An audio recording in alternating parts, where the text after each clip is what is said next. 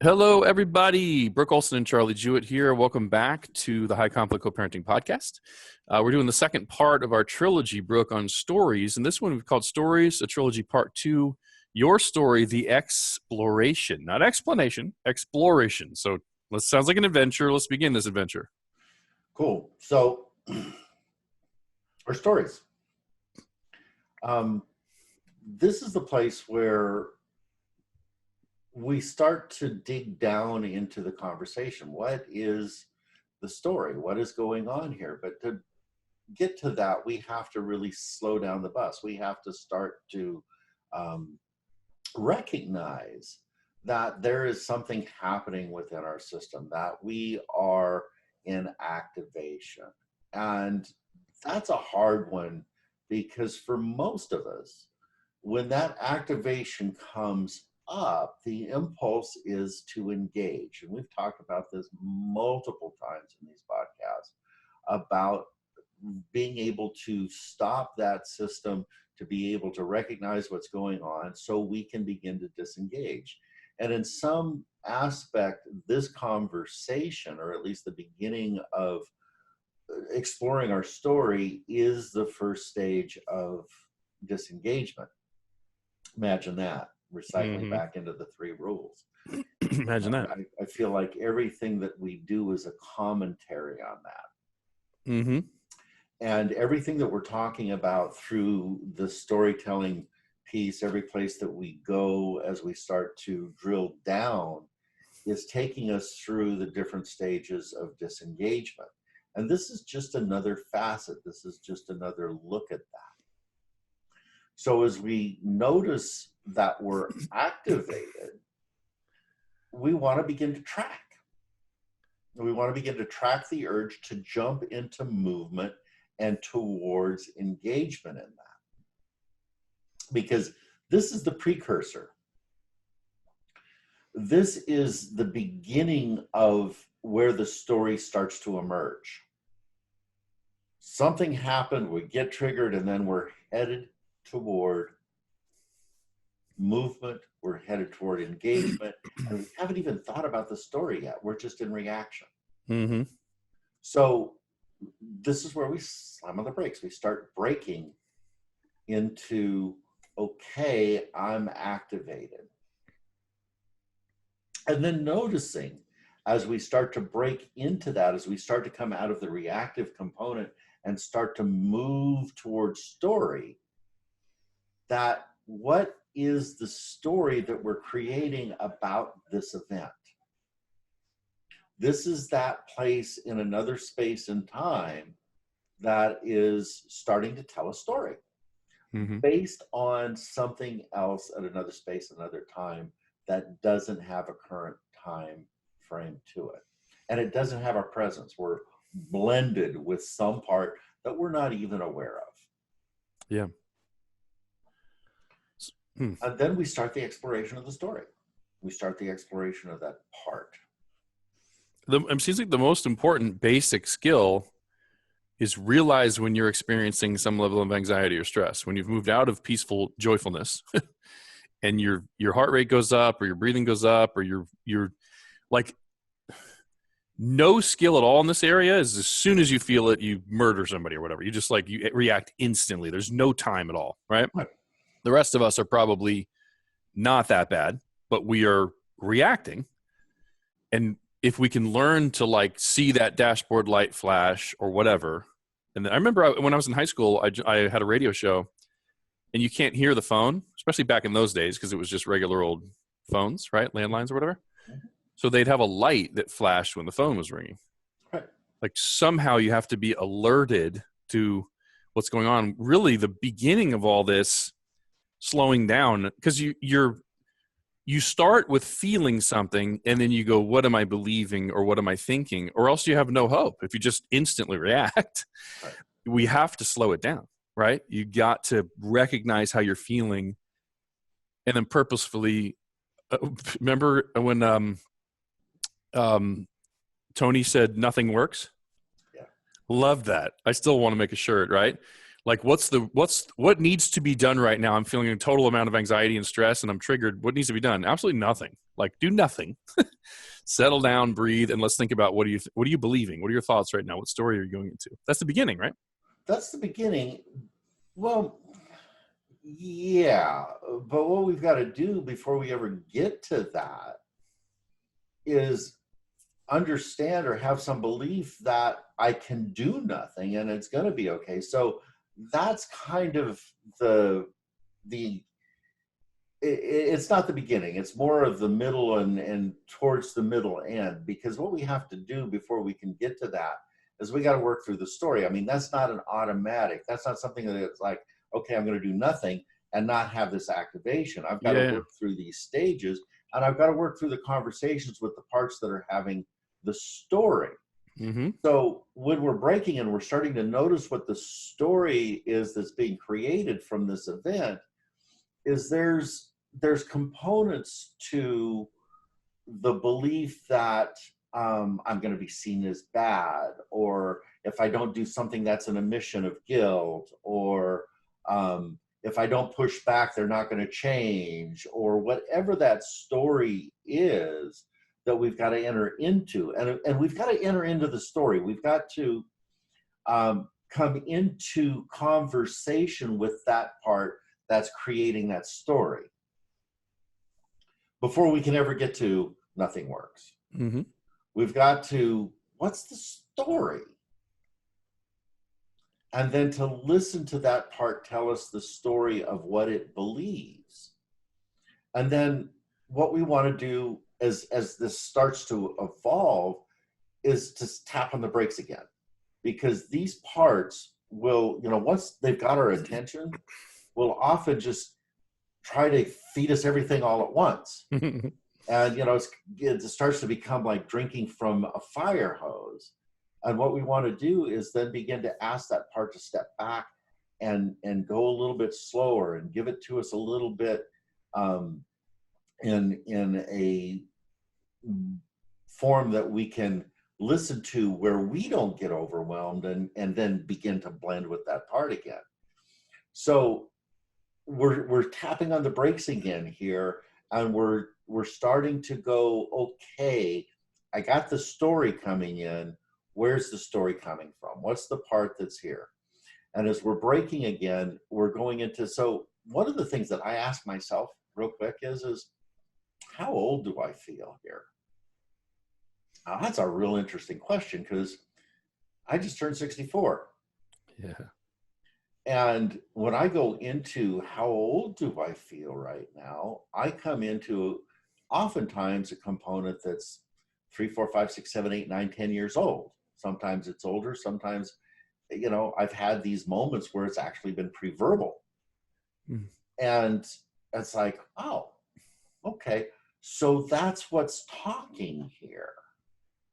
And then I can start to relate to that piece as to, okay, what's the story really about? What is it that the belief is, or what is the story that this piece is telling me that I need to hear? And what will happen in this process from time to time is things will start to speed up, and you'll start to blend back in. And then you want to just kind of, again, slow down and just notice what this pendulation is back and forth into and out of that story.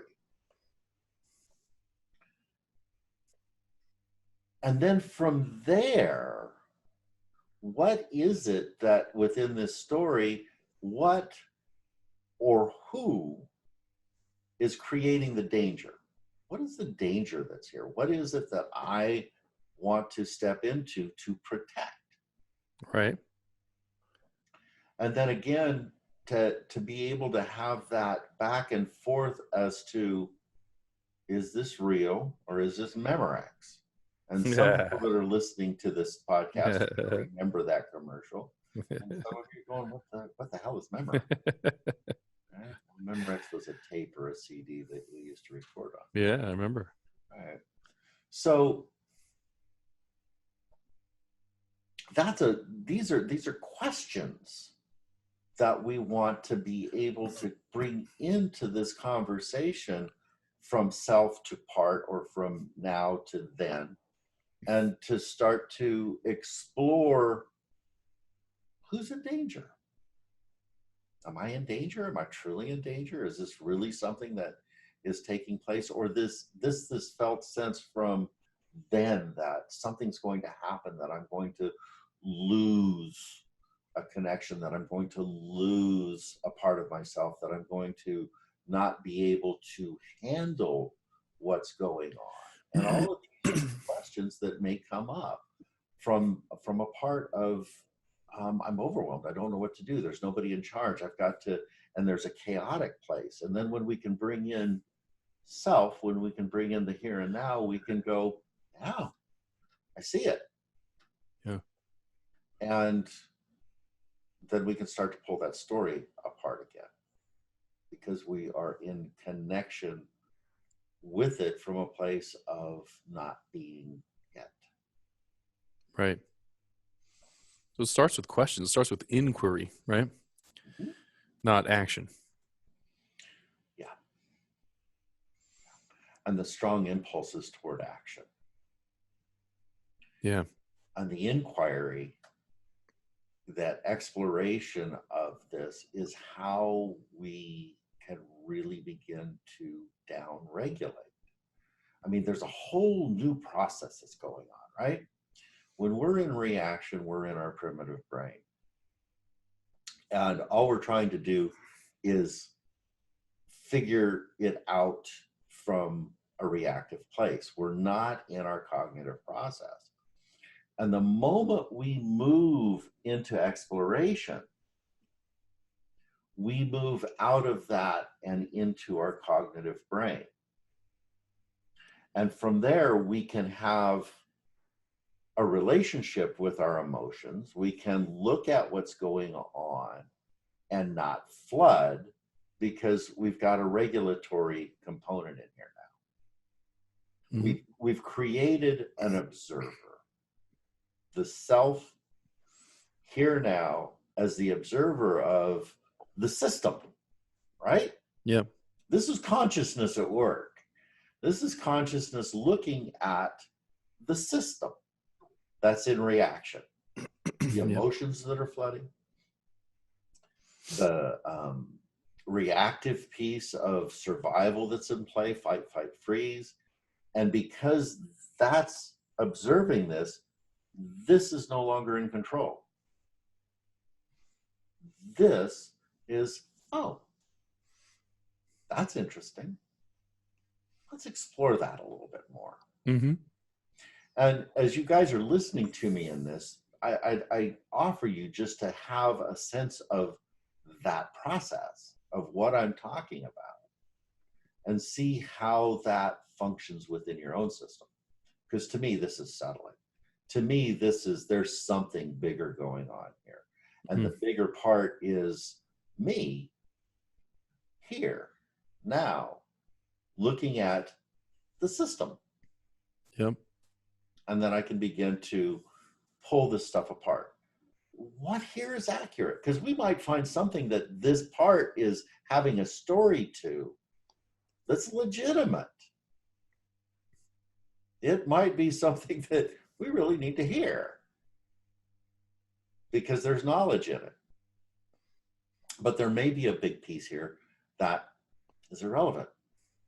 That really isn't true. That we do have the ability. One of the things that comes in for me in some of these parts is I'm in overwhelm and I can't handle this. Or I'm in confusion. And when I come into this different place of being in self, it's like, no, I can handle this. I do have the capacity. I've always had the capacity. And I can solve this problem. I do have that because it's something that I've always done. And then and there I didn't, and here and now I do. Mm-hmm. And it's just a reorientation to, oh, okay.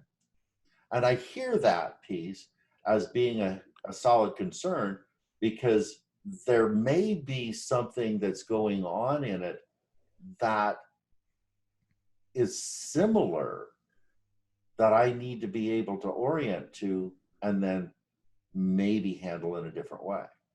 So I had a mom that acted in a particular way, and this person in front of me is acting in a particular way, and that person isn't my mom.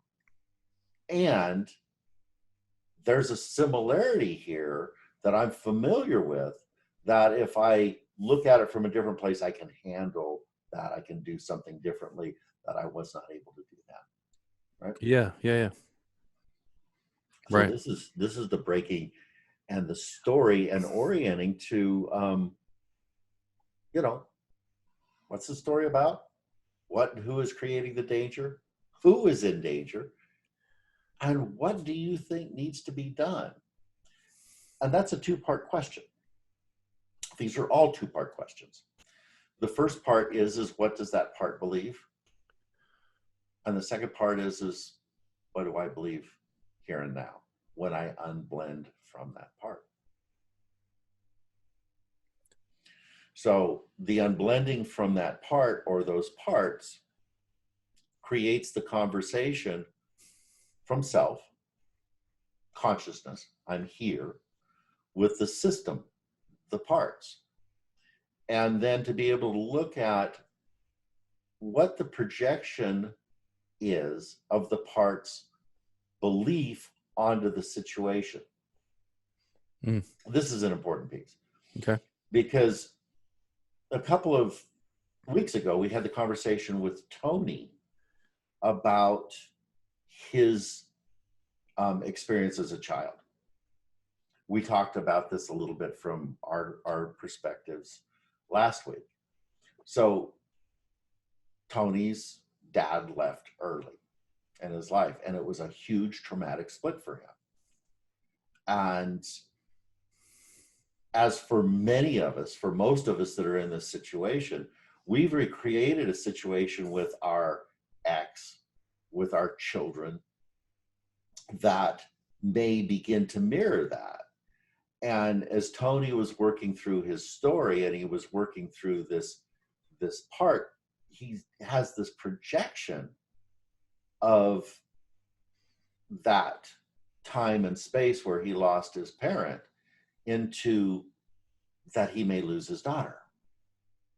And he doesn't want to have that happen. And the reaction to, or the belief of how to go about keeping that from happening, spun his conflict up.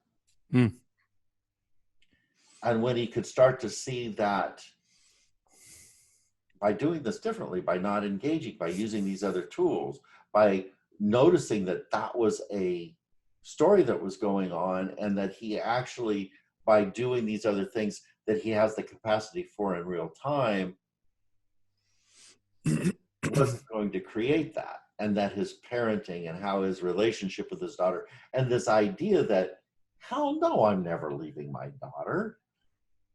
That's not an option here. I left her mom. Yeah. But what I've done all through this, and this is similar to you and your son, it's like, no, I'm here. And the truth of the matter being that you really never left your daughter either in that process, that, she's making choices and her mom's in that process, but you're still here. Right? Yeah. And that may end up in a loss or something at some point, but that's not here, that's not now, and that's not the end of the story.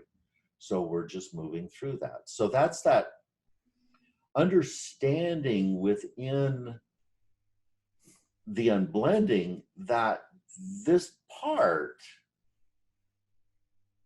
is projecting this outcome, or this part is projecting this story. And that really isn't the story. That isn't what's going on here. And I really have a conscious piece that's doing something different. And then we can talk to that piece as, of course, that happened for you. I'm here. I'm handling this with you. And we're not going to lose this either. Oh, one of the important things, I think, when living your life and listening to your parts and just experiencing your own thoughts is now is not forever. It seems like whatever is going on in our lives or whatever we're feeling maybe it's the parts doing this or whatever, there's a projection that this is what it means about your future. Mm-hmm. Okay, your daughter's not seeing you right now. That means you're never going to have a relationship with your daughter, or this is, and it's just, if you can, I mean, I think a car might be a good analogy for a lot of what you're talking about, where we used to hit the gas every time we saw a train or saw a yellow light. It was just always just action, action, action. Like, hold on a second, maybe hit the brakes, like let the train go by and enjoy it, or don't run the red light, you know, that kind of thing. What we're seeing today doesn't mean anything about the future. It's just now. Like, you're marching through the woods and there's a river to get across. It doesn't mean there's a river every 10 feet for the rest of the trip across wherever you're going. It's just what's in front of you right now. It doesn't really mean anything. It's today's work, you know, it's today's beautiful challenge. It's life, right? So, but don't you think a lot of anxiety and sort of paralyzation and overwhelm is created by going, oh, this is what this means now? Like, oh, I'm going to be that kind of dad, or we're going to be that kind of family, or my life is going to be like this. Right, because this is how it was, or this is our belief of how it was, and this is how it's going to be. Yeah, there's some real wisdom in not living in the past and not living in the future and staying present. Like, there's just this moment. Well, the way that we create something different is by staying in the present and by healing that piece and working with those parts and doing things differently that is specifically dictated by having this consciousness about what we're doing, and this consciousness about what happened in our past and what happened in the past and what happened in the past as this legacy trauma that's running through our genetic expression. And this process of the work is the pathway to undoing the next generation of that legacy trauma. Mm-hmm. And not having an idea of what the outcome here is going to be, but just being, I'm doing the best thing that I can here, and I'm conscious of this, and I'm helping, and I'm getting help, and I'm doing these pieces, changes the outcome, because we begin to understand that what they did in the past and what happened in the past was not an effective process, and the belief system was distorted. Mm-hmm. And we have to go through it. You know, we're going on a bear hunt. There's this swamp. I can't go over it. I can't go under it. I got to go through it. Chop, chop, chop, chop, chop. And, you know, when we look at the process from that, then we step into it. We go into the conversation.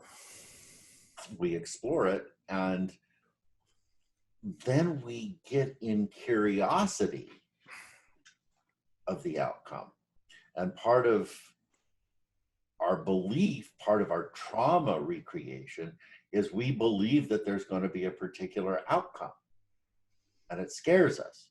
And we start to engage in ways that aren't productive of changing that outcome. Actually, what we begin to do is recreate old outcomes. Yeah. Yeah. Trying to control reality is not fun. Dude. Yeah. It's not only not fun, it's wrestling an anaconda or something. It's just not, you're not going to win. Wow.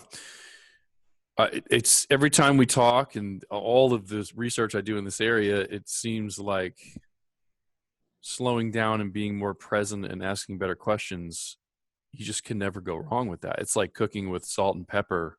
Like, I watch a ton of cooking shows and I'm like, dude, salt and pepper like rule the earth. You know what I mean? You just would never cook without these things, or something like olive oil. It's like, you can't play basketball without passing, dribbling, and shooting. You're all, you know, that great football coach, can't remember who it was, who started every season with, this is a football. You know, he's talking to people that are like on their way to the NFL. But back to the basics always works, right? We've talked about driving is basically just the experience of constantly being wrong. You're just correcting every time. So if you don't like being wrong, you're going to be a very depressed person. That is the process of life, is making adjustments and reorienting towards where you're headed.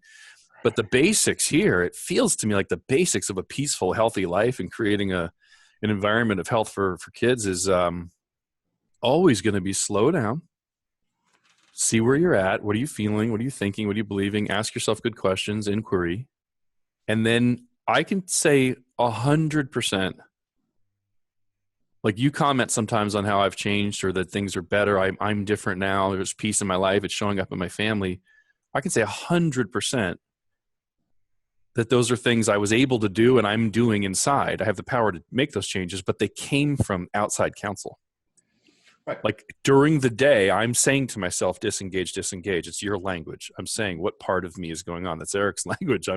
I'm borrowing from Byron Katie and saying, whose business is this? My business, God's business, or their business, right? I'm counsel from the outside, and coaching and therapy is so essential, even though we have the power to do it ourselves. Like the answer's inside of us. But Eric got his from outside. Yeah. I got mine from outside. We've all taken counsel. We've all done these pieces, and we are all reorienting this material and putting it into the context of what we're trying to teach to who we're trying to teach it in a different way. So, all of this knowledge is out there, and we are just repackaging these pieces and relanguaging these pieces so the audience that we're talking to can take it in. Your analogy of always correcting in the car and orienting to where you're going, I want to add a piece to that, because we have to orient to where we are and able to orient to where we're going. Right. So there's this present component of this is here and now, and that's where I want to go. And in order to get to there, I have to do this, this, this, this, this, and this. And that's a strategy. But at any given point, to your point, is we're recorrecting in that journey, right? Yep. We're always in that correction. But in order to make that correction, we have to be in the here and now, right? And I'm starting to believe, and we can work on my language on this, that we have to be communal in some sense. Like a coal outside of the fire dies out, right? I'm like, you and I have talked about therapy and have talked about coaching and have talked about the services you offer. And I usually make an apology. Like, I'm not being a salesman. I'm just saying I really believe in this. I'm actually starting to think, I remember a friend who had a green, I can't remember the total name of it, like green conure or something like that. It was like a parrot. It looked like a parrot. You know what I mean? This bird, and he'd walk around downtown with it on his shoulder, and everybody would give him attention. And I'd go to his house. He had this bird, and I'm like, well, that looks fun. Start studying birds, find out they're crazy social. That's why they travel in packs. And like, you do not get a bird unless you're home a lot and can pay a ton of attention to it. And I'm like, well, I traveled for a living and I'm not going to get a bird, right? But if you took a social creature like that and took it out of its environment, or take a dog out of a pack and leave it alone, they just wither and get depressed and sort of die emotionally, like a coal outside of the fire.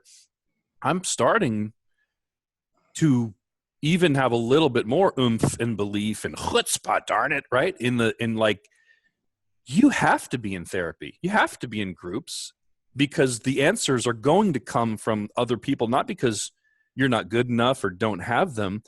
That's how humans work. We need each other for epiphanies and for the next step and for reflection. It's like, we can't do this on our own. Right. There's same things in cooking. Like all the ingredients are there, but they won't activate without this one. Right. So yes, you have all of the ability to be exactly who you need to be and make these changes, but there's one ingredient missing. Because do you agree with me? One of the choices people make is isolation when going through trauma, rejection, or high conflict. Like you're going through a breakup, you lose a lot of your friends on that side, you're feeling like crap, you go to alcohol or drugs, whatever the picture is. One of the reactions people have is isolation, sit at home and watch TV or do nothing, when what they probably need is a newer, much healthier pack to be a part of, if we're pack animals. So there's a couple of things that I think are valid in that. Number one, that is one of the things that we do. And some of that can be depression, but some of that can also be helpful. So when we're sick, when we're ill, when we're depressed, to retreat and to reflect can be a really important piece. Right. As we become healthy, as the body starts to heal and we start to get impulse to engage again, then that is more of a natural piece. But there's a place where one takes us down a hole that we need to grab a hold of and kind of pull ourselves back, because we need to go to the doctor. We need to have somebody bring us some soup. We need to have somebody to tell, oh man, I feel really bad. Can you scratch that place right there on my neck? Right. And feel nurtured and seen and connected. So these are, I had a dog, and he liked to eat avocados, but he wasn't smart enough not to eat the pit. Jeez. And he would, when he got sick, when he got stuck in his bowels about having an avocado there, I knew that he was in trouble because he would withdraw. Yeah. And he would go out, and it's like he was going out to die. Oh, right? That's the pits. Right, it's the pits. And that was my cue that there's something wrong here. And that's where the community's cue is, that there's something wrong here. And we come communal and go out and help. We find the doctor, we do the surgery, do whatever we do to bring that being back into health and into community. So this is where the community and having the village, having the people around us that help us along this is really important. And that's where we get the reflection of our story too. I mean, these are the people that help us orient to what's really here and now. Yep. These are the people that can stop us. And, it's like, what's the story? I go into my therapist every couple of weeks, and it's like, okay, what's going on? And, what's that part about? What's that story's, what's the story that part's got? And what do you feel about that? And this whole exploration of that. And I do some of that on my own. And when I'm in these places of really trying to figure out bigger picture stuff, I need that person to give me that inquiry so I can start to go back in and have that reflection back out so I can see it. So you're right. We have to have help in this. I think I just moved. I just moved, and I believe, like, I love analogies. I love analogies. I just moved, and there is work we can do on our own. I even got a mattress in my car because it was the type of mattress that was kind of foamy and could fold, and my car's not quite big enough, and it was light, and I could put it on the stairs and sort of slide it along, right? Mm-hmm. I could not get the fridge upstairs by myself. Right. There's bed frames and furniture. Like, right. If you stay alone and you just listen to podcasts and you just read books and you just ask yourself questions, you can do some of it, but not the big stuff. Right. You're not going to have a fridge. You're not going to have a nice bed. You're not going to have a big old TV. You're going to have just some boxes and plates. You need that other. We need each other. We need other perspective. We need other input. It's kind of like no one knows you more than you, but you're not honest about yourself. Like, I talk to my girlfriend all the time and say, like, here's what I feel like is your story or your belief system. And one of us will say, like, well, that's your opinion, or I don't know if that's, I'm like, yes, but like, let's say from her perspective, no one knows me better than her. She's watched me live and experienced me fairly objectively for 3.5 years. I think she knows the real me, maybe even more than the me, right? And I feel that objectivity, like looking from the outside, right? Not from the inside, is just such an important part of life. And I'm sorry to just beat this dead horse over and over again. It's just that I had an epiphany personally, which is one of the reasons I love working with you, because I get to do this with you. Yeah. And it's so helpful to me. Like, another person isn't blended with your parts. Exactly right. It can give you a different reflection. And again, this is so much a part of the process of this exploration, being able to say, I'm not oriented to the present, and then to come in with the what if questions. What if there's nothing to be done here? which is And then true sometimes. disengaging, yeah, most of the time we know that there's nothing to be done, and disengaging from the impulse to do it, and then just navigating. I mean, so much of this stuff we've talked about over and over again is just navigating the sensation until it deactivates. You know, and that's an unblending part. That's the ability of self to go, yeah, there's something going on here. And it is hard to do this. And then just doing reassessment. I mean, you know, we've got the exploration, we've gone through the stories, we've looked at the different perspectives, we've reassessed what is going on there, and then what are the alternative stories. And we're going to talk about this next week a little bit, about what are some of the alternative stories. What are somebody else's perspectives here, and what are the alternative actions that I can begin to take that don't recreate the story, that don't recreate the trauma, that doesn't recreate the conflict. Can I beat the dead horse one more time? One more time. He's not dead enough. Let's don't talk about dead horses. That's right. I'm sorry, buddy. You have to pick an animal you don't like. You beat a dead bee, dead horsefly. I think there's every group that's had results has some level of genius, something they've discovered that's helpful. Mm-hmm. So if we look at Alcoholics Anonymous, I would think one of the levels of genius they've discovered is if you're feeling temptation to drink and you decide you don't want to drink, from what I've heard, they say there's an action you should take, an alternative action. Don't go get alcohol and drink. It's call your what?